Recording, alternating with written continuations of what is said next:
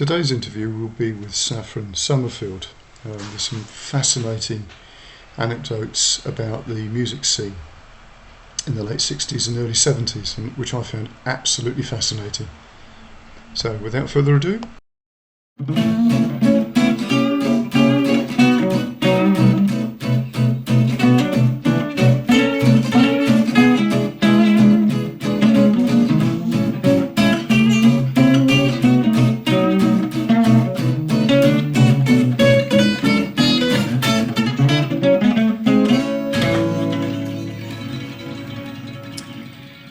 today on this episode, I shall be talking to Saffron Summerfield. Hi, Saffron. It's lovely to see you. Hello, how are you doing? I'm very well, thank you very much. So I see there's a couple of guitars in the background there. Yes. So my traditional first question is, of course, what do you do? What do I do? I play the guitar and I write songs and sing, and I'm still doing it at my great age, so I'm quite happy about that. And so I've been writing songs since about 1968 and learned to play the guitar in about 1960, I think, when I was a kid, when I was a little wee one.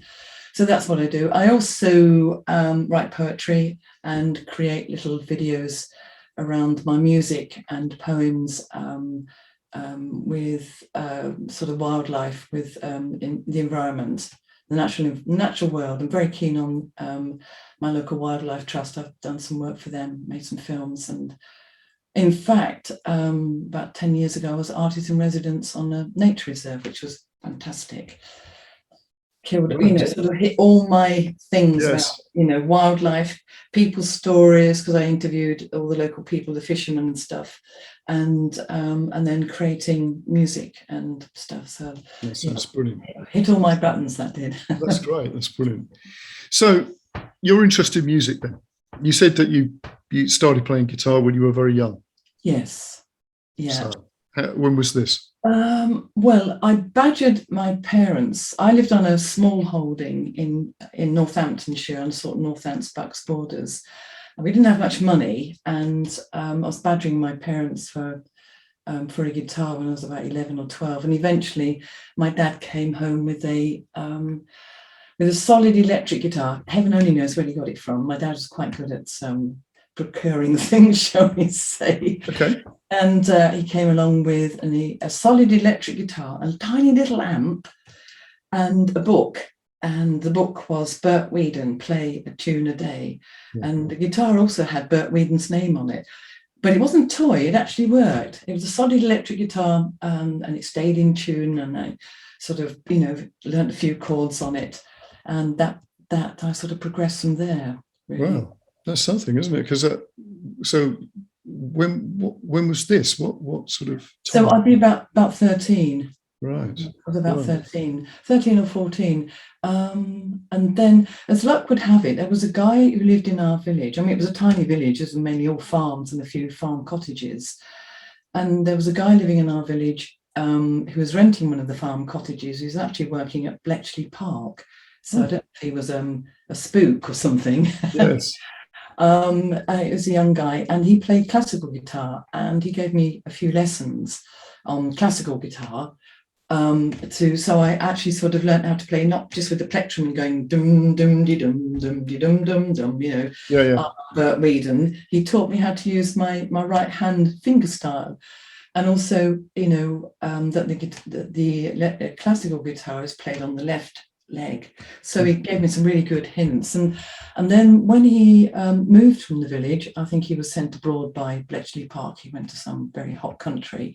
He left me his lovely little classical guitar, because he said the guitar would have melted in the tropics, I think he called it back then. We're talking sort of like about 1962 or something. And so he left me the guitar. So I had these two styles at a very early age. Well, that's amazing, actually, because you sort of, you're it's before all the big, what we would term as pop music. I mean, you got the tail end of, you got the sort of rock and roll thing happening. Yeah, I got the sort of the sort of when did the Beatles happen? Sort of early 63, I think. Yeah, so and then I actually got a bit ahead of myself. I answered an advert in the local newspaper. There were some rock band was looking for a singer and a rhythm guitarist. So I answered the advert and rang up this chap. He was only about 2 years older than me, and it was his band. And I auditioned, and I sort of sang a bit and played a few chords on the guitar because I'd got my own equipment, which back then was like, mega. Yes. I had to sort of go and rent it, or I'd actually got my own stuff. So, and they were the little rock band in Northampton called the Torments. Oh wow. Yeah, and I think the name was pretty wild.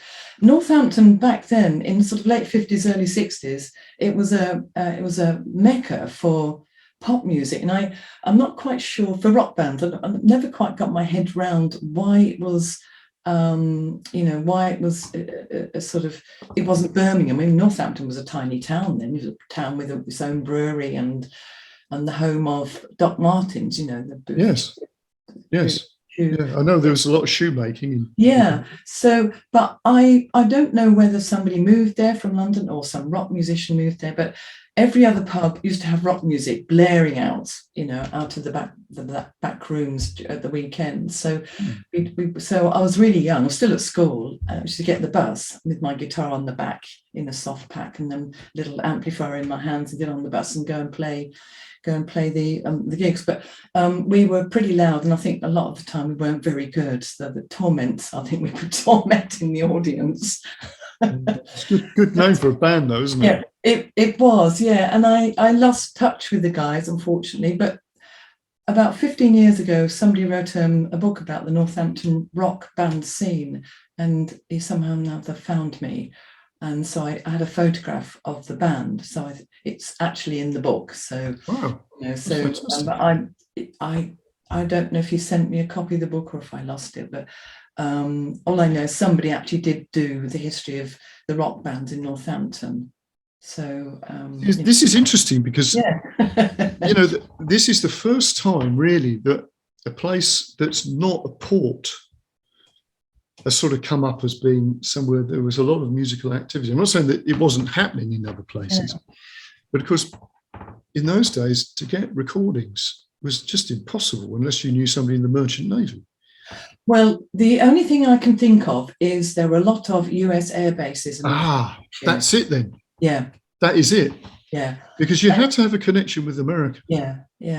So there was Chicksands, which I think was on the Beds Northants borders, and then there was somewhere in North Northampton because that's the first time I ever. I mean, this is not. I don't mean this to be outrageous, but the first time I ever met any black people was actually going to these rock bands.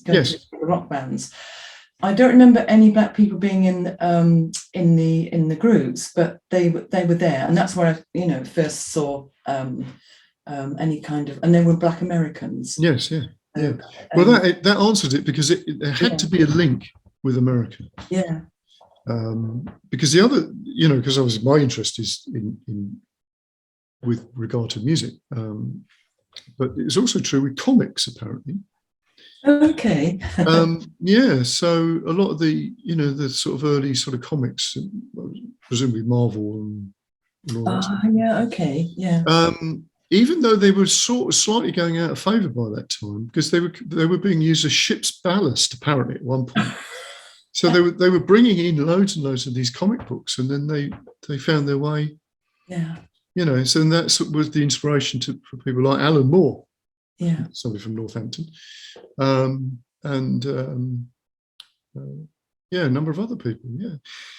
So that's fascinating. So it's quite an interesting early start.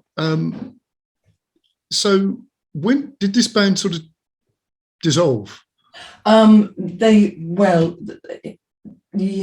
not sure. No, they carried on, and I'm trying to think. I think they carried on for a while. When I first moved to London, a couple of the band, the lead guitarist and the rhythm guitarist, they moved to London because they thought London was. I moved to London because I said this is where it's all happening. And I moved to London when I was very young. I was only about 18 or 19. In fact, I was just coming out. had my 19th birthday, I think. So, and then they joined me, but they couldn't hack it. They couldn't. They didn't. So I don't know how long the band carried on for, but they carried on enough for this guy who wrote the book about the Northampton rock bands. But whether they got in touch with those guys, I don't know. But he knew that I was still working, so, and that I had, that I'd got a connection. So no, I don't know. I lost touch with them, unfortunately. So is it, your move to London obviously is inspired by music, I'm assuming. Yes, yeah. So I was sort of playing in the rock band. As I say, I was about 16.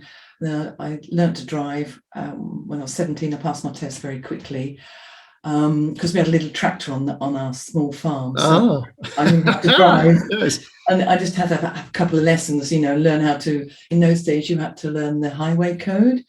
And we didn't do a written test. And I passed, my birthday was on the 29th of August, and I passed at the beginning of December.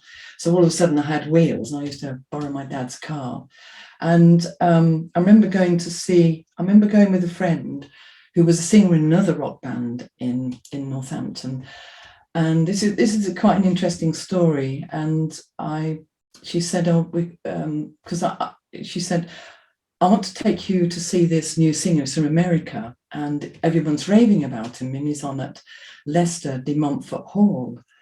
And so we drove together. We went in her car actually to Leicester de Montfort Hall, and her father had got was quite a well-known sort of local businessman, and he got free tickets. And there were front row tickets, and I'd never heard this performer. I didn't know it was. I mean, I thought it was going to be like, a band or a big sort of luxurious American singer, like, I don't know all the stuff that was happening in the early 60s anyway. We sat in the front row, and the lights dimmed, and it was extraordinary because the first thing I didn't actually see anything. All I could smell was leather. I could smell the leather, and it was actually coming off this singer's leather jacket. And this guy walked up to the microphone, and he was really close to us. We were in front row, and he got the guitar on the back, and he sort of swung it round, and he started to sing "Blowing in the Wind," and it was Bob Dylan. I had never heard of him. I hadn't had a clue who he was. It's amazing. And of course the audience knew, because they'd all got his records and stuff, and it was like a church event. It was like a spiritual event, because everybody seemed to know all his work, and it was just so strange, because I was expecting to be. He was playing acoustically. I expected there to be a band.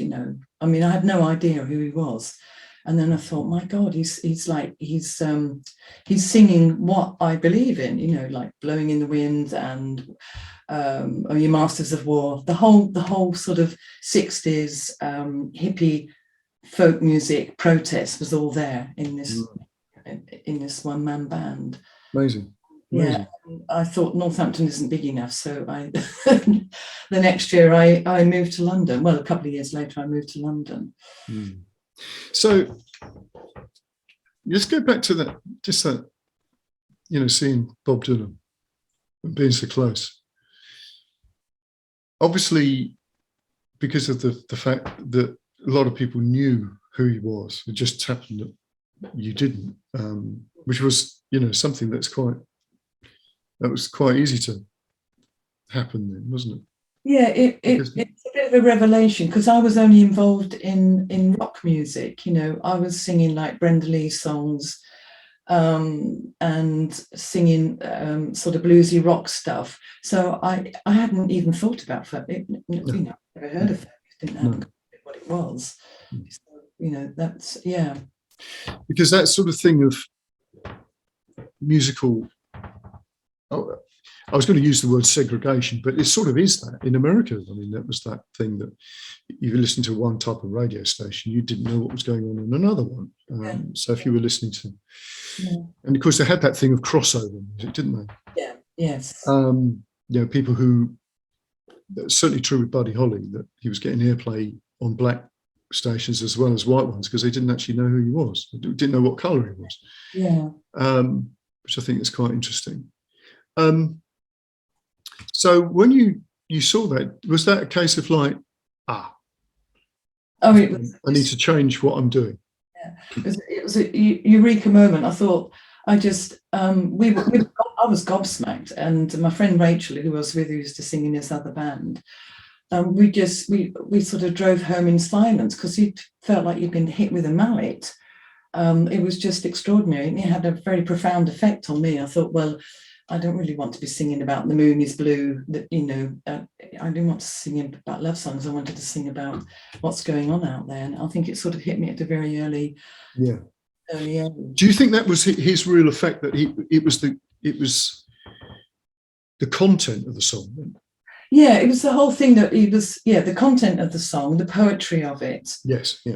And he was, the fact that he was just standing there playing with one, and I thought, he's just a guitar player and he's singing. So I thought, this is what I want to do. You know, this is who I want to be.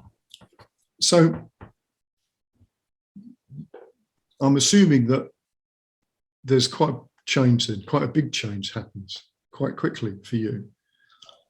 Yes, no, it was quite traumatic. I then started to, I think I got I sort of got the that very first album he made, the black and white one, close up of his face. Yeah. Was it called The Chimes They Are Changing? I can't remember. I think it is, actually, yeah. I immediately went out and got that and started to learn, because these songs are, you know, around 4 or 5 chords at that time. So it's immediately started to learn them. And I then found out there was a folk club in, Northampton, and there was a folk club in Bedford. And so, I just stopped all the sort of rock music stuff and thought, this is what I'm going to do. I mean, it was a kind of, maybe I wasn't in the rock band anymore, I can't remember, or they didn't want to play Bob Dylan, it's so long ago. But I thought, this is the eureka moment. And then as I started to discover folk music, and I thought, there's masses of stuff happening in London. And what happened was, I went to the Northampton Folk Club, and I used to put my hand up and say, can I sing a song? And I'd sing a Bob Dylan song, or, because by that time I'd discovered Joan Baez, so I'd sing a Joan song. And so I used to be what was then called a floor singer. And there was a couple on called Dave and Tony Arthur from London, and they were fantastic. They sang traditional songs, but they also sang protest songs, and mainly a cappella. And Tony Arthur came up to me at the end of the evening, and she said, "Oh, you're really good, you know, you ought to try coming to London and sing in the clubs in London, because you go down really well." And it was her sort of suggestion that's where it all happened. And so I couldn't wait to leave, to leave my little rural home and rush off to London, which was madness when I think about it. Look back on it. I just fell on my feet, because within a few months I met people that were really kind and helpful. This is a theme that crops up a lot. When people say, I did this thing and it was crazy. Why did I, you know, if I, you know, this sort of naivety of thinking, oh, well, I'll just do that. Yeah. But of course, I think it's I often say this, it's a really important thing for people to do, to take a risk, even if because you're not even knowing that it's really a risk, because otherwise nothing creative would happen. Absolutely, yeah. It's kind of like something somewhere was looking after me, was taking care of. I sort of, for instance, I answered an advert in a London newspaper. I used to go up to London and get the Evening Standard, and then come back home on the train and look for all the flat showing adverts. I sort of answered quite a few flat sharing adverts, and eventually got one which was in West Hampstead, sharing with 5 other females. It was extraordinary. I mean, in those days you'd have three people live sharing one room, you know, like 3 beds in a room, and then you'd share the living room and the kitchen. It's probably not legal now, but anyway, I just fell on my feet, because there was a woman there who loved, who was a Jewish woman who liked music. And there was another woman there who was there during the daytime, like me, because I'd be there during the daytime and then going out to folk clubs at night. And she was a much older woman. I was like 18 or just 19, I think I told you. And she was like, my God, she was 29. She was ancient. She was a Yorkshire lass, and she was a stripper. And she said, "Oh, there's a folk club in one of the strip clubs. So it's, on the nights it's not a strip club, it's at the weekend it's a folk club." And it was in Gerrard Street. So she also sort of took my hand and said, "Oh, come and meet the guys who run the folk club."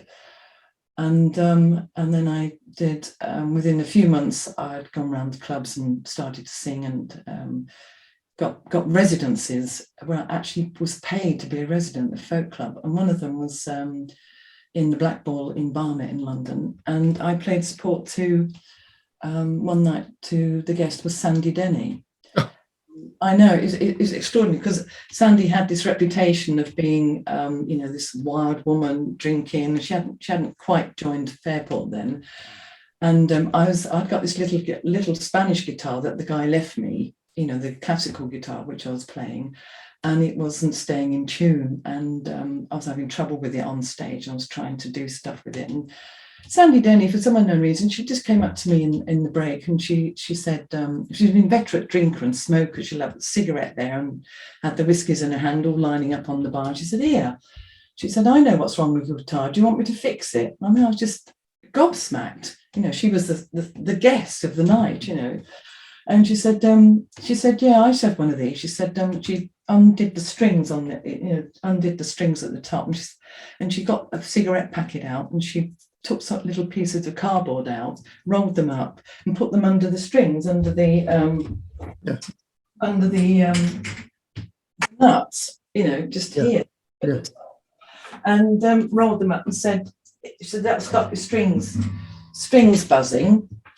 And then she wrote on the back of the fag packet, she said, "You've got to go and see this guy. He makes guitars and he fixes guitars, and he's got a very interesting wife or girlfriend." So he wrote down Stephen Delft and their phone number and where they lived. And the woman that he lived with was Judith Piepi, who was, of course, the instrumental factor behind Paul Simon when he first came to London. So, I mean, within months, I just met people that pointed me in the right direction. I mean, I could have ended up on the streets being homeless and just being but somehow something was looking. Maybe. Yes, exactly. It is strange, this. And I think this is part of like the creative process about, whatever you want to call it, divine intervention or guardian angel or whatever it is. I mean, Sandy Denny saw a bit of herself in me, because that's how she started. She was training as a nurse, wasn't she? And then she just, she started, she played the piano first. And I think she saw something that she liked. And we stayed friends. We stayed friends until she died. I mean, I was gutted when there's a whole story that hasn't really been. There's another side of the biographies of Sandy, but that's between me and what I know about Sandy. But so it was just it's just an extraordinary situation. I could have ended up could have moved to London, not met the right people, maybe and also come back home with my tail between my legs and ending up working in my mum's shop, because eventually she got a shop in the end. It's an extraordinary thing that passes on and carries on. And that guitar that was given to me, I then eventually gave it to somebody else who I knew would carry on, playing it and pass it on. So it's quite interesting from that point of view as well.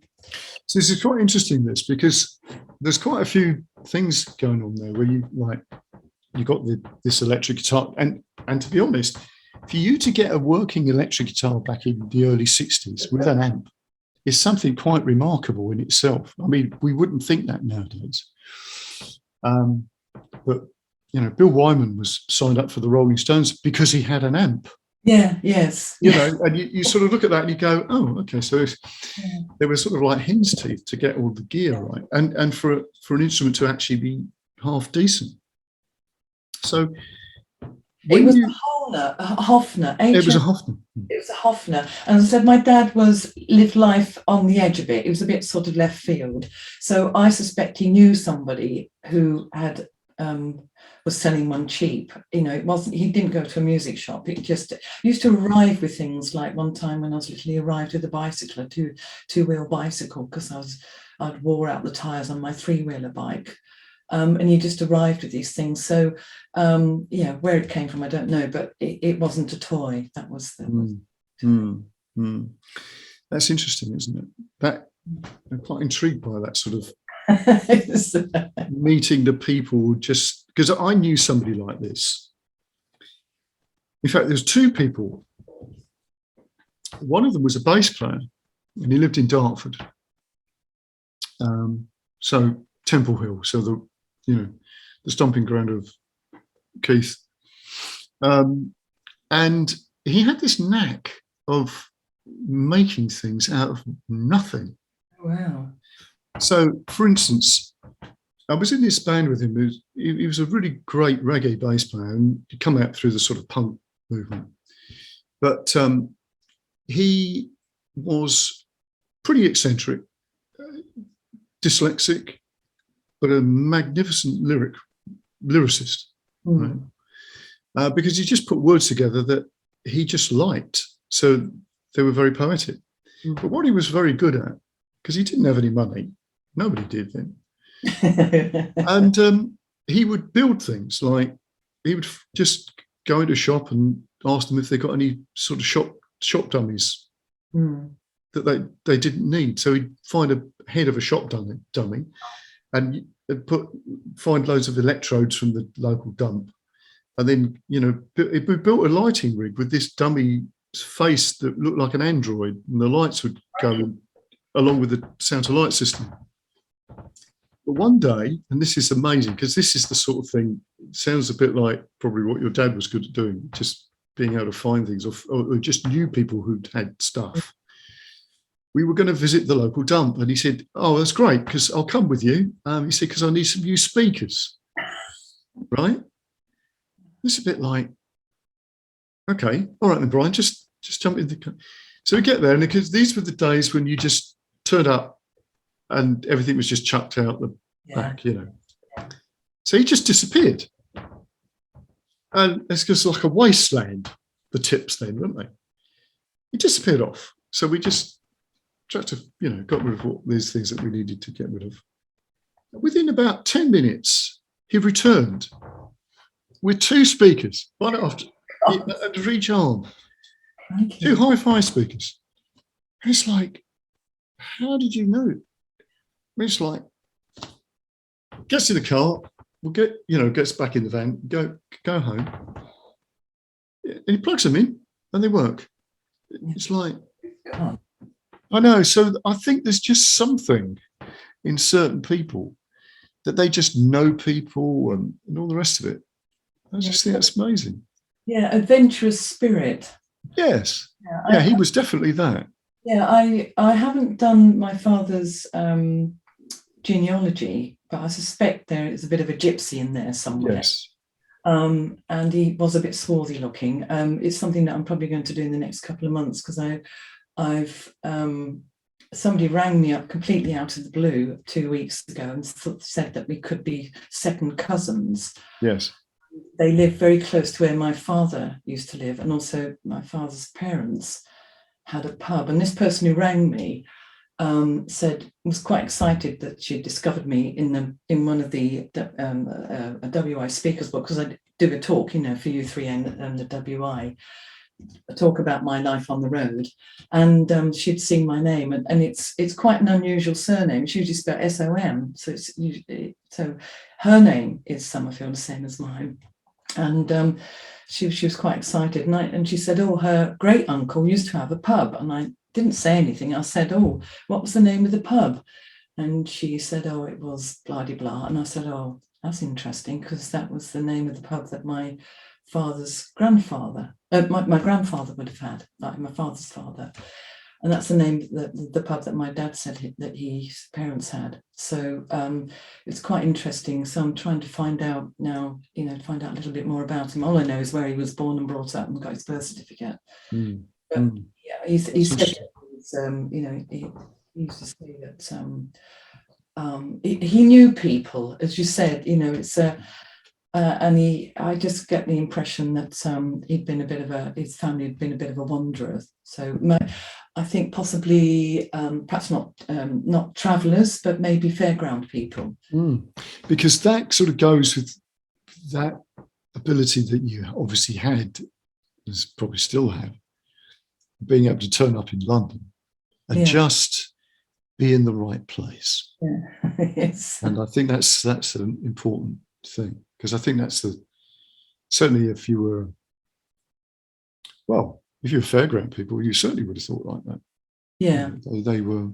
No, I was completely undaunted. My mother was horrified. She was absolutely horrified. And yet my dad wasn't so worried. He and occasionally when I needed a couple of quid to pay the rent or something, he would be the one who'd like send me £2 wrapped up in tinfoil in a brown envelope, to help pay the rent in sort of those early days.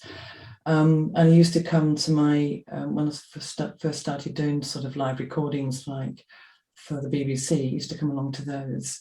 My mother eventually came along to them, but she was just horrified. So yeah, it's an interesting. Yeah, I think that's an amazing part of your story. Absolutely incredible. So you're obviously beginning to get noticed. So what happens? Because there was a couple of things I was going to say. Obviously doing folk and the fact that you learned a bit of classical guitar with a bit of finger picking obviously made a vast difference to the way that you managed to pick up the folk stuff, being able to adapt folk picking. Yeah.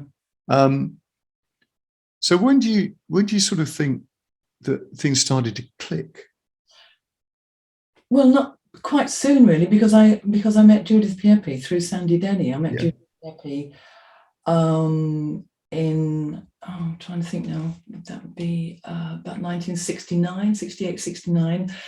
And she just took me under her wing in the same way she took other people. Well, she took Sandy under her wing, and then, Sandy then joined Fairport.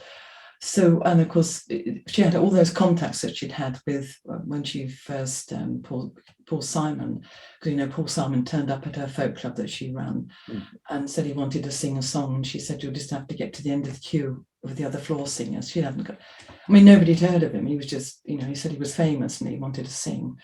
And then when he did sing, of course, the rest is history. But he hadn't got anywhere to stay, and then he stayed. He lived with Judith for some time, and she got his gigs.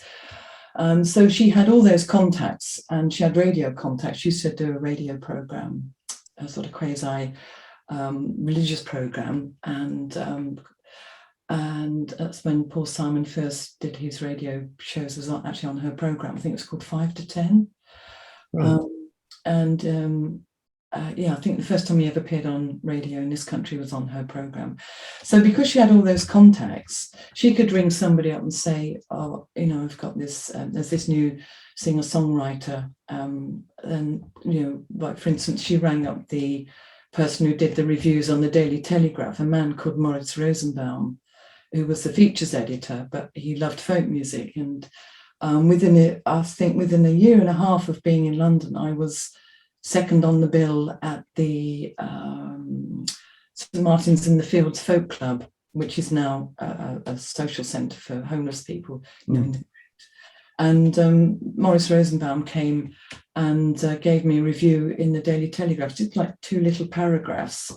But that was my first review, was actually in the Daily. My mother was furious because she was a supporter of the Labour Party, so she wasn't very impressed that I'd got a Tory canon, Yes. First review. And so because she knew people, they would take notice of her and they'd say, "Okay." And then while I was actually doing a couple of some gigs for her, somebody came along and said, "Oh, EMI is looking for a sort of a female folkie." And so I did an audition for EMI, and I actually recorded a single for them. and but it never came to anything. So and then eventually, of course, I replaced Judy Dibble in TRADER HORNE. So so in 1970, I think I joined TRADER HORNE. Judy Dibble didn't even do any gigs, I don't think. I think they recorded an album, and then they needed another female singer. It's quite strange. So Sandy replaced Judy Dibble in Fairport, and I replaced Judy Dibble in TRADER HORNE. Well, that's amazing. Yeah, I know. Sandy and I. The last time Sandy and I had a drink together was actually in backstage at Rotterdam, and we were having a drink. We'd both been on. She'd done a guest spot with Fairport, and I'd done a part. I was in the festival as well, part of the folk festival there, Rotterdam Folk Festival, and we were having a drink and laughing about the fact that we both replaced Judy Dibble in different bands. And neither of us stayed very long. I think Sandy only stayed for about a year and a half, didn't she, in Fairport? I think so, yeah. And Judy never even did I don't think Judy even did a gig. I could be wrong on that. Could be wrong about that. But certainly they were desperate to find, Dawn Records were desperate to find someone to replace. I did a few gigs with Fairport alongside my, sorry, not with Fairport, with TRADER HORNE, alongside my own gigs. Yeah. Amazing. Incredible. So how did you find that? Because obviously it's a different world, that period of time, to what I think it's difficult for us to get our head around. Yeah. That. It was just so much freedom and so much camaraderie, because the communication was different. You met people at gigs, you didn't meet them on Facebook. No. There's none of that. You met people in, like, for instance, every time I went to buy strings at Ivan Morant's guitar shop, in Rathbone Place off Oxford Street, there'd be some, all sorts of people hanging around at the weekend, around Denmark Street and around Ivan Morant's shop. Yes. And you just bump into people, he plays in such and such a band, and it was just a communication. There'd be cafes, like the Bunge's Cafe, and I think there was a cafe quite close to Ivan Morant's shop where everybody used to go in and have a coffee, and it was a completely different way, a whole different way. And I think young people getting involved in music now, they miss that. They must miss that, because it was just it wasn't so competitive, and the communication was different, and there was I don't know sort of camaraderie, which isn't there now. It's perhaps there on Facebook, but it's so different, isn't it? Because I've heard that about Ivan Morant's shop. It was actually Ray Burley who was interviewed many years ago. Okay.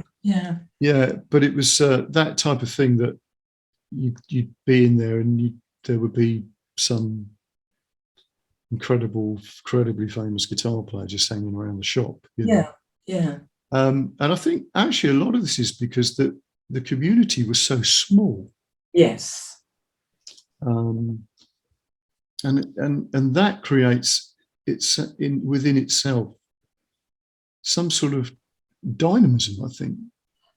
I think you're right there. And also London was much smaller. Yes. London didn't have the high rise.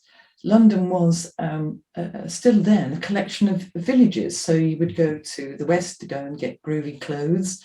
You'd go east if you wanted non-British food, if you wanted sort of different cuisine from different cultures, you'd go east, Brick Lane, or around the area where Judith used to live, which was very Jewish.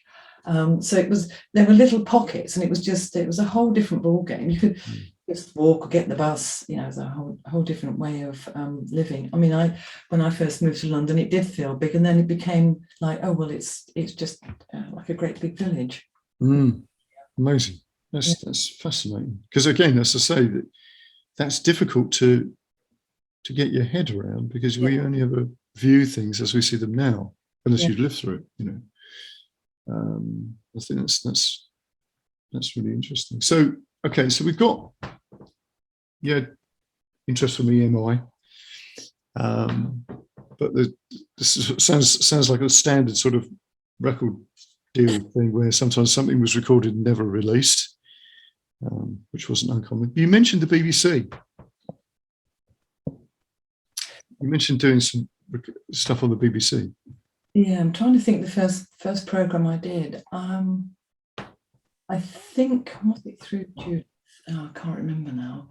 I did a lot of Bob Harris programs. I did John Peel with Trader Horne, and we were on with Rock Band Free, which I thought was a really strange. Well, that is an unusual combination. Oh my God!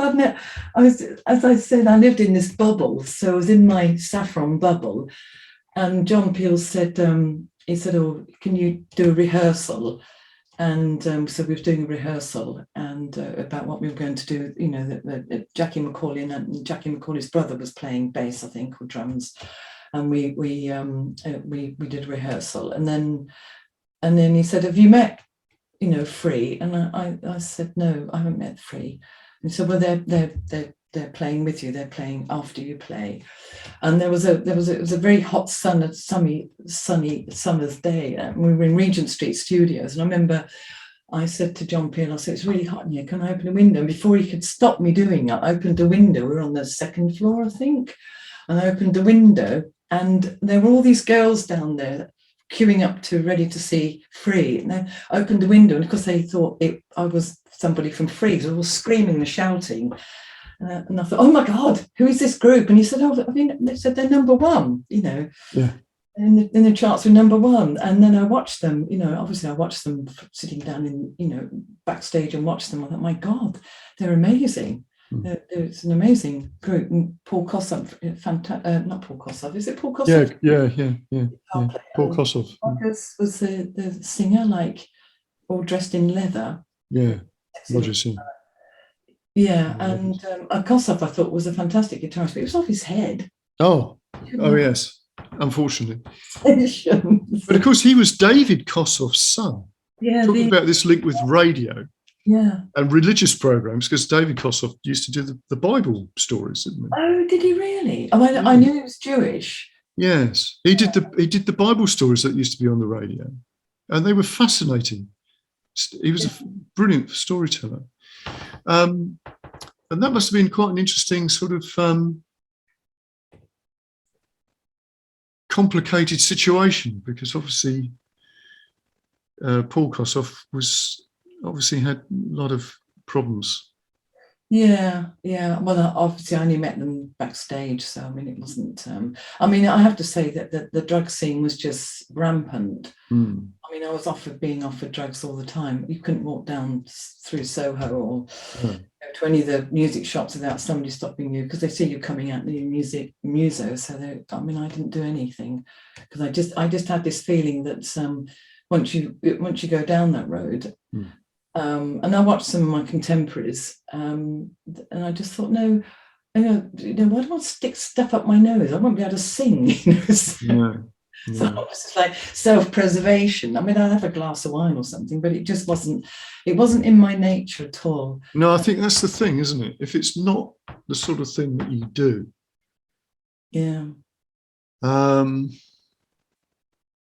then you can see it going on. And I had a couple of my friends who sort of didn't make it, you see what I mean? But they were addictive personalities. That's just what they were. And there's not a criticism. That's just how they were wired up, it seems. Yeah, absolutely. And I wasn't wired up like that. No. I mean, when I first met Sandy Denny, I mean, and went round to her flat and stuff, and then we would go out to clubs, and they were going, said, "Oh, do you want to come, round the back, wherever it was, the back room where they were doing lines?" And I just said, "No, sorry." I mean, I wasn't thought of. It wasn't, I just felt that it wasn't my scene, and I think Sandy was one of those people that had this personality, or as you say, this addictive nature, and it just very sad, really.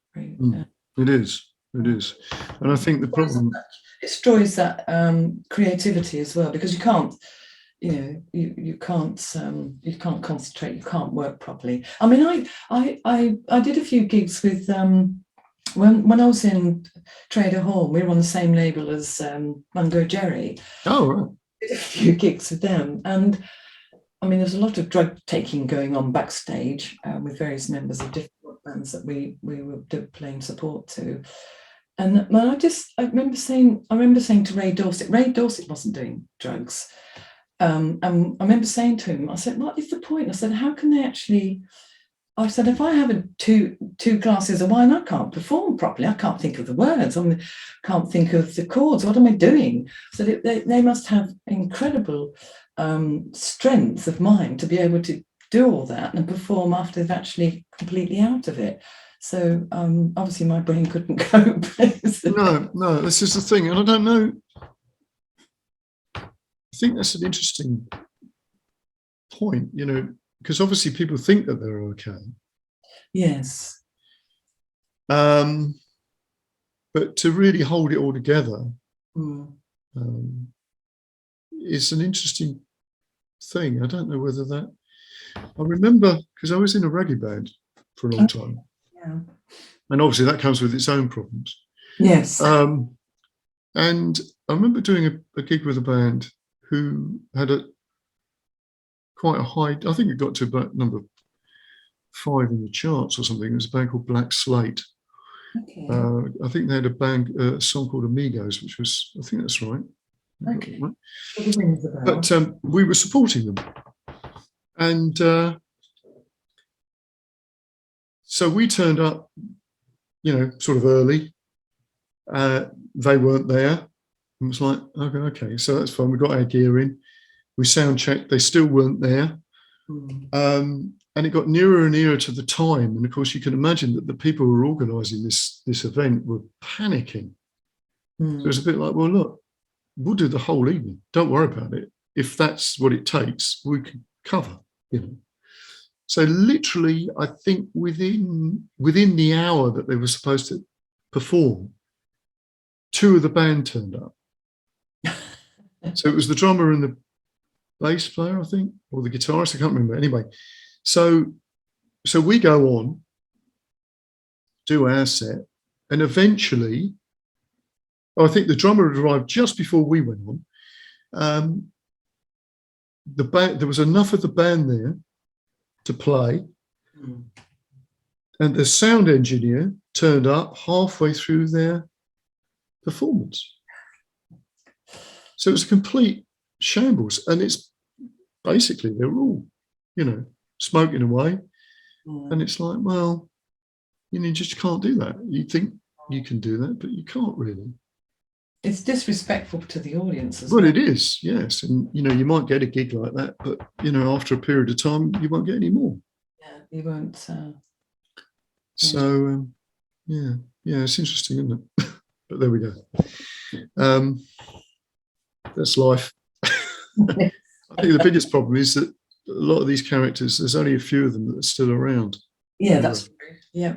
I mean, the notable exceptions, but generally it doesn't work. Yeah, so Keith Richard is a prime example of somebody who's done everything and he's still standing. Yes, I mean, but again, as I say, he did come from Temple Hill in Dartford. So it seems to be something in the water there. So the Free incident with the BBC, I think that's a lovely story. So there must have been a certain amount of, as you say, you'd never heard of them. So there's still a little bit of, you were doing your thing. Yeah, I was in a bubble. Yeah. I just wasn't interested. I suppose I was not aware of what was happening on the pop scene. I was so sort of blinkered onto the folk scene. Yeah. And so, yeah, I didn't know. And then eventually, I mean, I did other programs for the BBC.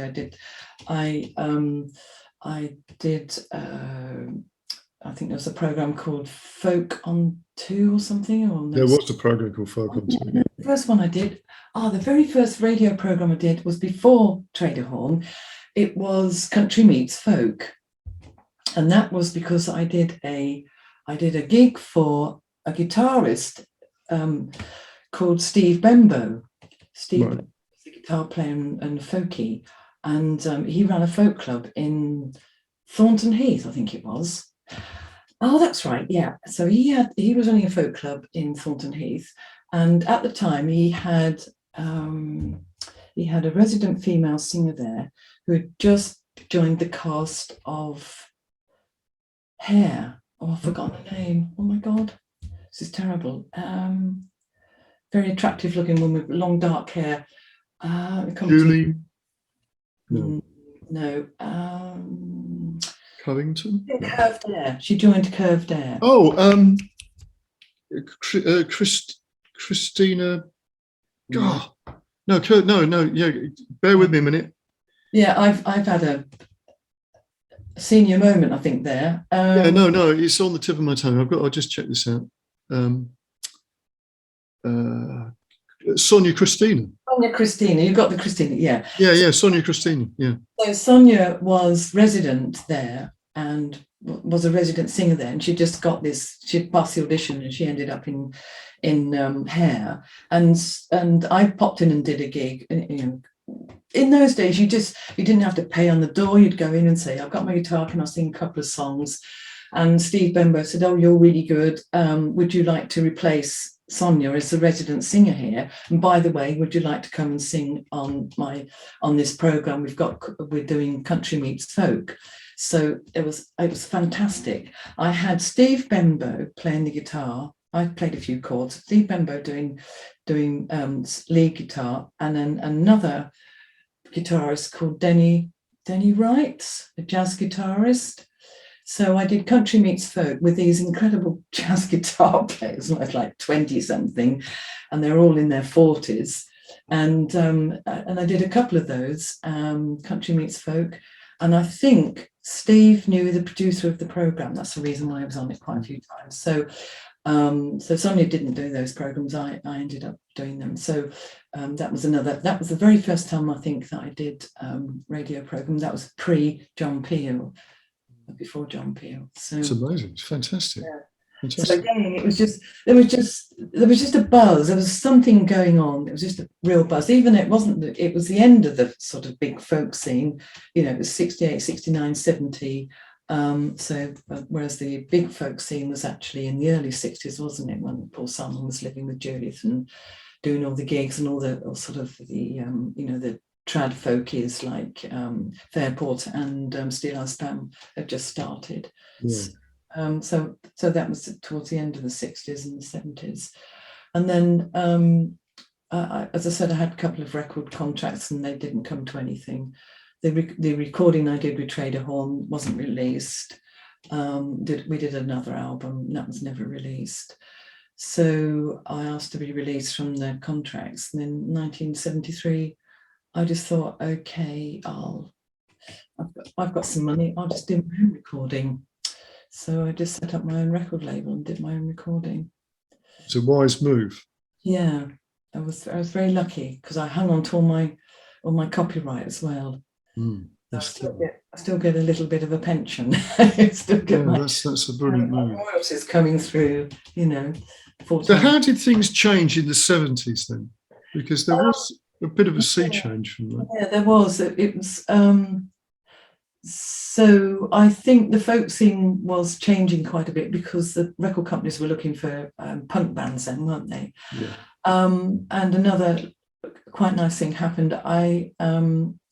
When I was in TRADER HORNE, a guy in Holland wrote to me and said, would TRADER HORNE like to come and play at his club in Holland?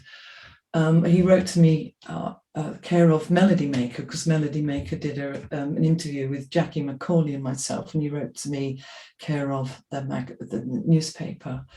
And I wrote back to him and said, well, TRADER HORNE is no longer, but I'd be quite happy to come and play a gig for you in your club in Holland if you've got enough money. So anyway, he eventually just sort of started out he was booking one or two other clubs, and then he became quite a big agent in Holland, and he was my agent in Holland for nearly 10 years, and I was going backwards and forwards to Holland, and sort of worked there so much that when their national magazine had I think it's called Mojo Weekly or Mojo Monthly magazine, when they had their top 10 singers, I was number 10 in that, when the readers voted for their top female singers and top male singers.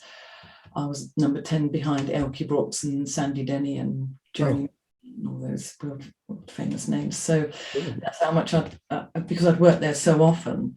And in fact, the albums that I recorded myself were then released in Holland on Dutch Polydor and Dutch Nagram record labels. So I'd got quite an affiliation quite early on in Holland, and then from there worked in Germany and Belgium as well.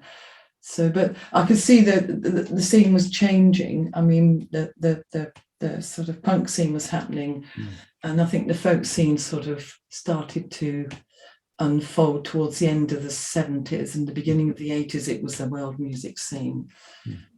Lots of people were running folk clubs. They weren't interested in folk world music. No, that's interesting, because I was sort of playing guitar, obviously through that sort of punk thing, although I wasn't particularly interested in punk. But what I found by the time that I was playing, the idea of doing anything that was sort of slightly folky within a rock context was like, don't. Yeah. It just wasn't. And of course, the same thing had happened to sort of progressive rock. Yeah. You know, that literally was killed overnight, more or less, by punk. Because it's sort of, there were, with progressive rock music, there was a sort of touch of Emperor's New Clothes that you could sort of, if you step back from it and looked at it, it looked a bit farcical. Although there was a lot of stuff going on musically, and obviously some of the bands were absolutely magnificent, but some of it was a bit, you know, especially when you listen back to it now, it seems like, crikey. You know, it was a bit sort of, apart from it being pretentious, some of it seemed to be a little bit rubbish, you know, but it didn't appear like that at the time. And that was sort of strange. So when I sort of got involved in that, you know, as I say, folk music had disappeared. It hadn't disappeared, but it was difficult to really, unless you were desperately into folk music, which you could go where I lived in Kent, you could go to the Farningham Folk Club. Oh yeah. You know, but apart from that, there wasn't an awful lot. There was a lot of music going down, a lot of music in pubs and stuff like that. A lot of punk, a lot of rock, and lots of other things appearing out of that. Yeah, it was. I sort of floundered a bit towards the end of the 70s, early 80s. I was sort of floundering because I'd recorded other people on my label, and come 1981, 82, I was thinking, you know, I actually got an Arts Council grant to study jazz guitar, because I thought, okay, jazz is really big in the 80s. And I really like jazz. You know, I learned to sing all the songs from the Ella Fitzgerald songbooks. You know, I learned a lot of the sort of standards because I love them. Yeah. Progressions. And so I got into this. And again, another really strange thing happened. I met, I can't remember how I met him now. I met a really fantastic keyboard player. I think it was a mutual friend. A friend of mine used to write music reviews for a woman's magazine. Said, "Oh, this guy is looking for a female singer to sing standards, and he's played in a rock band, but he also plays fantastic jazz guitar." So I met him, and we got on really well. And his name was Jess Bailey, and he ended up becoming the music director for. Oh God, his brain's gone again. Name me two brothers who became actors in a sort of glamour rock band. Oh, like Spandau Ballet, you mean? Yeah, Spandau Ballet. Yeah. So he was their musical director for a while. And in between playing with them, he had this little jazz trio. So so I stopped playing the guitar. I mean, I had all the chords. I'd obviously learned the songs, but I think I maybe did play a little bit guitar. But because he was so good, so we did supper clubs in London. So I was around Islington and stuff. So we just get paid out the till, cash, So I thought, well, this is quite nice. I quite like singing all those lovely standards. They're fantastic songs to get your tonsils round. Yes. And so I worked a little bit with Jess, and then of course I think he had to go on tour with Spandau Ballet. And then I worked with a guy called Brian Lemon, I think. Brian Lemon Trio. Was it Brian Lemon? No, it's not his surname. So I worked with him as well, doing again these sort of supper club things, because there was just there was nobody doing contemporary folk. There were no contemporary folk was right out the window. It was either traditional English, real sort of tradie stuff, or you were in a world music band. So I floundered. And I wasn't quite sure where I was going to go. I was still based in London, and I had this going on. And then I ended up doing something else creative, which was I used to, when I was doing gigs, I used to take my camera with me. So towards the end of the 80s, I actually did a degree in photography at Westminster University. And I thought, well, and then I used to go and take photographs for different sort of musicians. I think I took some for Jess and his trio and some other folkies and stuff. So so I had these two things happening. I had the music, but I had to have this other sideline. And I was really interested in photography. And that's why now I still have those sort of skills and that sort of eye for making the videos that I make now around my own music and around the sort of nature, the wildlife, bird song and everything. So that's kind of like come full circle. So I think it was a very difficult time for folk, and I don't think it ever recovered. It started to recover, but there were hardly any clubs. I mean, 5 or 6 years ago, it was all festivals. And it wasn't up until COVID. If you could spend, 6 months of the year just going around all the folk festivals. But I mean, it'd be hard put to find a folk club that will actually pay you a proper fee now. Yes. The North East is pretty good. But I remember doing tours of Birmingham. I've been in Birmingham for 10 nights. You could actually, there were so many folk clubs in Birmingham in the 70s, that you'd stay in someone's house and go Sutton Coldfield one day, Bromsgrove another, and it was just a massive scene. It's all gone. Yeah, I was going to say sort of, Yorkshire, there was certainly something going on up there with places like Whitby and Northumbria, the North East. So because I was when I was sort of thinking about this interview, I was thinking about that, what happened in that sort of period of time where sort of it literally just disappeared, didn't it? Folk music. And I mean, some people survived. Some people, there's one like Jez Lowe, a Northeast folk singer, really good singer-songwriter, and he's weathered the storm. And there's quite a few who have weathered the storm because they're in a sort of local area where it's a living tradition. And it's Scotland and Wales, a completely different scene. I mean, Scotland just has a living tradition, always has, and so has Wales. I used to get booked in Wales a lot. But so if you were starting out on the folk scene now, you'd be aiming towards the festivals, I'd imagine. But and then in 1993, there was a new record label called Brewhouse Records based in Cambridgeshire, in the Cambridgeshire Fens, in Wicken Fen.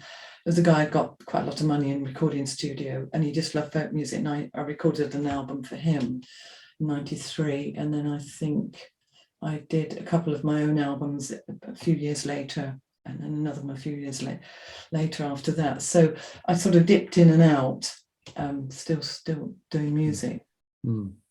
Yeah, it's interesting, very, very interesting. Because I think that's, again, we're talking about sort of creativity. If you're an artist, you have you have the adaptability to do and see opportunity of where you can express yourself in places that is not necessarily music, as you say, photography. Yeah. You mentioned, and I think it's interesting that you grew up on a farm. Yes. Yeah, and you've obviously been attracted back to nature and the wildlife. Yeah. Yeah, it's interesting because I've done different projects on different birds, and I'm thinking, when I was a kid, I was fascinated. We all our farm animals were free range, so we used to have thousands of starlings and sparrows, house sparrows, all the birds that are on on the orange or the amber or the red list. And the starlings are on the red list now. They've all they were all there, and it's quite interesting. I'm thinking, when I go and do a project on the nature reserve or something, or for the British Trust for Ornithology, and I'm thinking, God, there used to be thousands of these on our little small volume, because they'd come and eat the bird food, or they'd come into the pigsties and make nests, and or they would eat the pig food. It was it's very interesting, because I can relate to what I do now to when I was a kid, going around, helping my parents feed the animals, and just just seeing all the different animals that were there, and that were in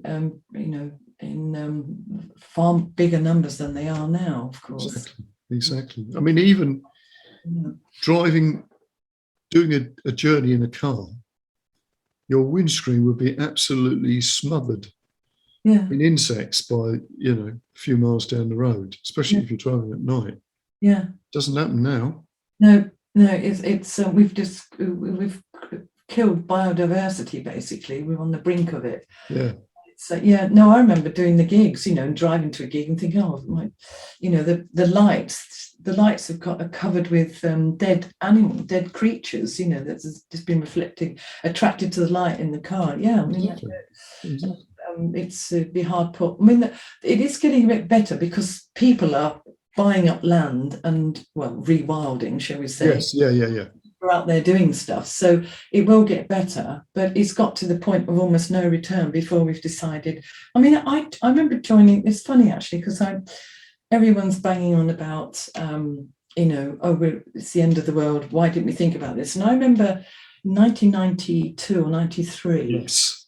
And I joined the Green Party. Yes. The Green Party? Oh, they're hopeless. What's that all about? And I just thought, I said, nobody else is thinking about what's going on in the world. It's, have you any idea what's going on? It's madness what we're doing. And the information was out there. Yeah, and by buying, Ecover and trying to find organic vegetables and stuff, because, our little farm was all organic. Wasn't organic certified, but we didn't throw chemicals over the place. My words have come home to haunt people at the Yeah, I know exactly how you feel about that, because I mean, it's like, I think, I've even with this podcast, I've interviewed a number of people who, there's one particular guy who was involved in the anti-seal hunting and all that sort of stuff, early on, and he's saying, we knew all of this, but to get people to take notice, and to get governments to take notice, is almost an impossibility. So the only thing you can do is to teach younger kids what's going on, with the hope that actually they won't be as stupid as we were. I mean, that was his point of view, and I think, that is true. And it's the same with things like, music and stuff. If you don't allow children to retain their creativity, because everything's micromanaged, because your life as a child would have been just literally mostly you doing what you wanted to do out in the middle of nowhere. Same with mine, it wasn't being supervised, being shipped off left, right and centre to different things. And now we've got kids who are already thinking that, there's no freedom in their thinking. Unless we can allow them to be able to explore. Well, it's this fear of it's the fear of what's out there. As soon as a child steps outside the front door, their parents are thinking, "Oh, there's so much stuff happening out there. So much stuff can happen to them." Well, so sort that's always been the case. Yeah, of It's course. no different, is it? It's just... Yeah, the little village we lived in a tiny hamlet, and then a mile down the road was where the school, where my village school was, and where the main village was. We all knew who the ones who were going to be a nuisance. We all knew the guys who were going to suddenly jump out and sort of frighten us and do silly things. But everybody knew who they were. Maybe it was a smaller community, I don't know. But it was, we were, the whole thing about that freedom has been taken away. No wonder kids are having to be psychologically assessed when they're... Oh my goodness, this honestly, well, we don't want to go too far down this rabbit hole because we haven't got enough time, but seriously, there's something wrong with the whole thing of this. I know, okay, this, well, I've been reading some books recently about that very thing, about when you assess people, they can then exhibit the label that they've been given. Yeah. And again, we've known this. Yeah. And there is such a problem with depression amongst young people. Yeah. And you think, well,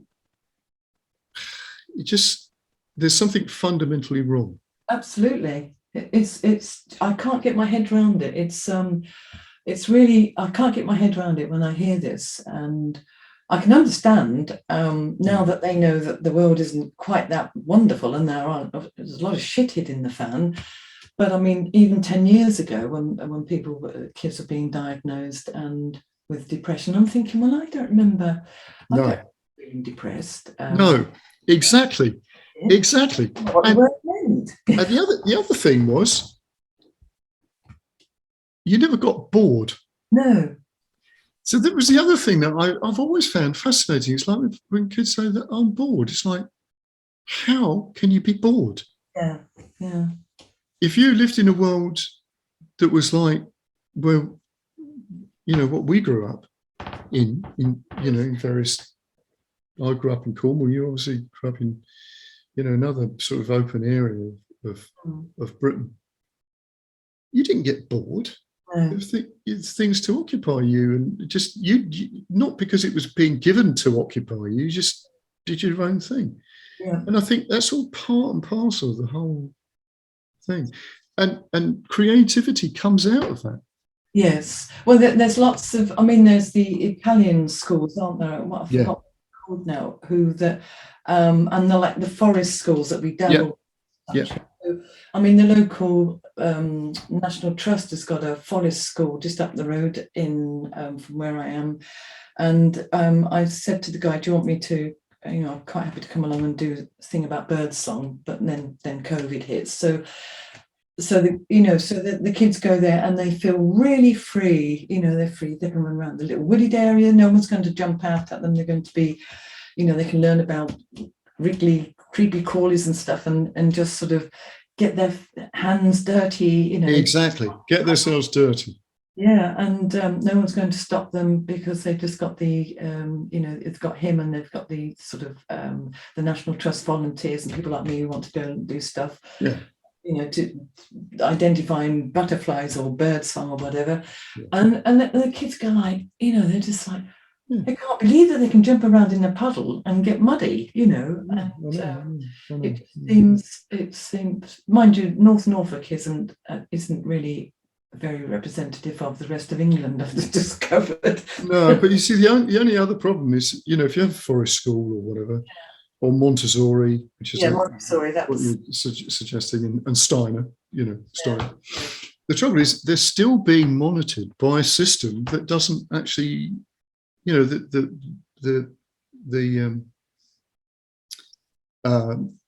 forgot the name of them. You mean like the education system? Yeah. But they're basically being straitjacketed by a system that is the problem, actually. Yeah. So I don't know how long it's going to take before we look at this and think, look, we've got to stop thinking that everything is, you can finesse something in such a way that there's no risk, there's no, because we're destroying ourselves this way. Yeah. You know, life is dangerous. Yes, and you've got to learn that, and you've got to somehow discover for yourself how you're going to sort of get your way through life. But it's not. It's if you mollycoddle children, they're just not going to feel adventurous, and then not be feeling the creativity. The thing that really annoyed me over the years is that they stopped. They've made music in schools very specialised. So if you haven't got, I mean, I did a little bit of teaching when I was in London for one of the councils south of the river, because I used to live south of the river. One of the councils. It's when Red Ken was in power. Oh, good old Ken. Yeah, good old Ken. So we threw money at the schools and said, right, get some musicians in, get some artists in. Yeah. And I was musician in residence at Battersea Arts Centre for about 18 months. And we used to get kids coming in, and I'd run workshops, and then I'd go out to the schools. And I sort of lost my train of thought now, but yeah, that's right. There were grants so that the kids didn't have violins at home or guitars at home or drum kits or anything. Only the rich ones, only the kids that had got rich parents, Exactly. Children of doctors and civil servants. So average family didn't have any money. So they would come in, and the violins were there, or whatever the instrument. So we'd run a workshop, and they'd say, well, how can we practice? Well, once we find out they didn't have instruments at home, they somehow or another the council would allow them to take the instrument home so they could practice. That's all gone. Yes, so these kids come. It's only the elite again. Yes, I know. I mean, I've actually got a little music charity that I've sort of started up, which is about actually creating music. But but that's a similar thing. I've got some people that have donated some guitars and stuff like that for the same thing. It's just, if you can get over the threshold that stops a child starting, you don't have to buy a guitar. There's one you can borrow. You don't have to borrow a violin. You can borrow one. At least they can start. And it's not a problem then if it's, they can try it for a bit and then, give up and try something else.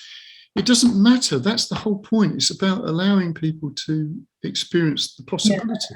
The other thing is that when I was doing the workshops with Battersea Arts Centre, that some of the children's parents were saying, oh, well, shouldn't they be doing grades? And I said, well, no, not really. Why would they want to do grades? Because they're playing together, and they're, they seem to think that the grade system was really kind of important, that they needed to tick the boxes. And I thought it's more important that kid takes the guitar home and does something with it, or whatever it is, and nurtures the guitar. I mean, some of the best musicians that I've worked with, they haven't done grades.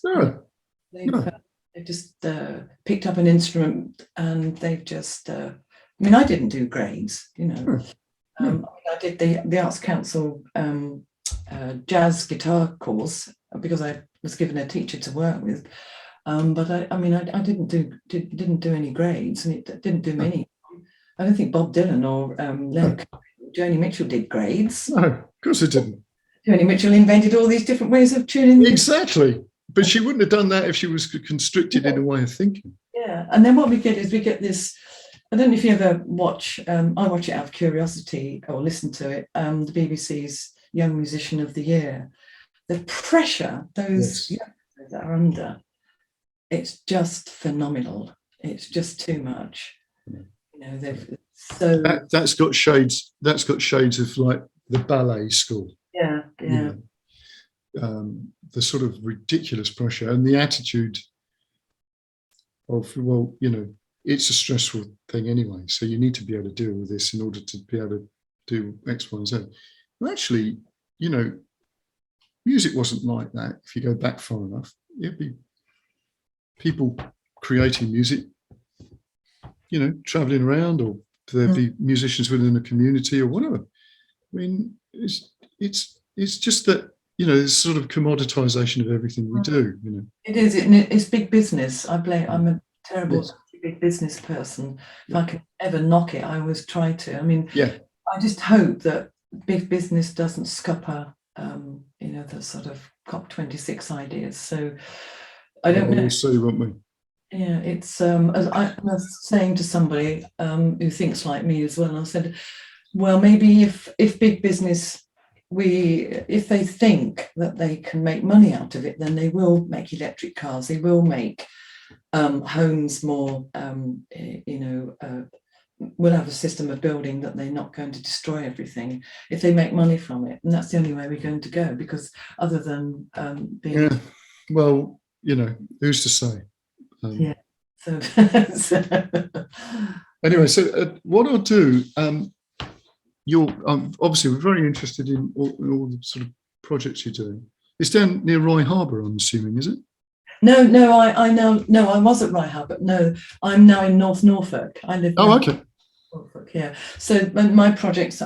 Last year I did a project for the Wildlife Trust in Norfolk, which was again working with. I did some projects where I got the children to come onto the nature reserve, and then we went back and wrote some songs, and we made a film about some of the migrant geese that come here for winter and stuff like that. So. And at the moment, I'm just doing stuff on my own because there's no money, and B, everyone's petrified of COVID coming back. So, you know, it's so I just thought, well, okay, I've hardly got any income, but from that point of view, I've still got to be doing stuff and putting stuff out there and putting stuff onto my website and onto my Facebook page that people can, you know, take it or leave it, or if people get a buzz from it, then great. But at the moment, I can't see me working. Perhaps until towards the end of next year, doing those sort of projects. Well, I hope some things sort of pick up for that, because what you're doing is really valuable for young kids. Yeah, I think it probably will. It's just nobody. People are really worried about getting people together in small groups. But well, you know, we're going to have to live with this. It's just the way it is. Yeah. I mean, I think that's the other thing we're beginning to learn, is that we can't fix it. Yeah, anything. We're going to have to learn to sort of live with it. Exactly, with everything. Find a way around it. Yeah. Exactly. Anyway, Saffron, that was wonderful. Thank you. So many lovely stories there. So I'll put some stuff on the show notes. Is there, obviously you've got a website and everything that's got a lot of your material on it. Has it got all the other? I can send you some early stuff or some later stuff. Yeah, just any links that you want me to put up. Oh, okay. Yeah, you don't want any music, you don't want an MP3 or anything. So if you don't mind, if there's things that you could direct people to, that'd be great. Well, it's mainly at the moment. It's mainly I've started to be a bit more active on Facebook and my own website as well. So, okay, well that'd be good for people to be able to find out. Yeah, so that's motherearthmusic.co.uk, which you've probably looked at a few years. Yeah, I've looked at it a few times and had, look around and listen to material and stuff. So so thanks. That was lovely. Really good. Really enjoyed that. Yeah, and and keep up the good work. I try. It's my little thing, trying to inspire people to. Yeah, no, it's really important. No, it's lovely to talk to you. And I forgot to tell you, when I was in the Torments, the Northampton rock band, we played support to Pink Floyd. Ah, crikey. That's good for the show notes as well. At Bletchley Wilton Halls. And we all thought, Pink Floyd, thought, what on earth is this? Exactly. And do you know what? That's so common, isn't it? When you think about bands that become something extraordinary. I know. And people go like, what was that? Yeah, and there was nobody listening to them, and some girls got up and tried to dance to them. Well, you wouldn't be able to, would you? Yeah, it's one of the first gigs they did out of London. It's on the Bletchley Wilton Hall's website, and there it is. Pink Floyd. Our name's not on there because we just played support to them, but yeah, it's a long time ago. So, Great stories. on that note. Yes, on that note. Yeah. All the Nice best. to talk to you, Vic. Take care. All right. Thank you. Bye. Bye. So as always, all the details are in the show notes. You can find about Saffron's work and all of the CDs, etc. And obviously there's some stuff about the Patreon stuff that we are doing, Blues Camp and the Ikara Music Charity. So, until next time, see you then.